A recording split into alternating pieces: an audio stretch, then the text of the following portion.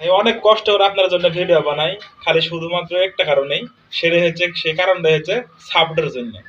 আপনারা যদি ভাই সাপোর্ট না করেন কিংবা যদি আমার পাশে না দাঁড়ান, তাহলে ভাই আমার ভিডিওর কোনো মূল্য নেই। দেখেন এই গোটাটাই আগড়া সিলিং এগুলো সব লাগানোর পরে যে এটা কোনো মতো মানে স্কোপ নাই, বসার কোনো স্কোপ নাই, এবং কি দাঁড়া থেকে যে মারবো তা কোনো প্রসেস নেই। সেই জায়গায় যে বস্তা ভিজে এভাবে পড়ে দিতে হচ্ছে ভাই।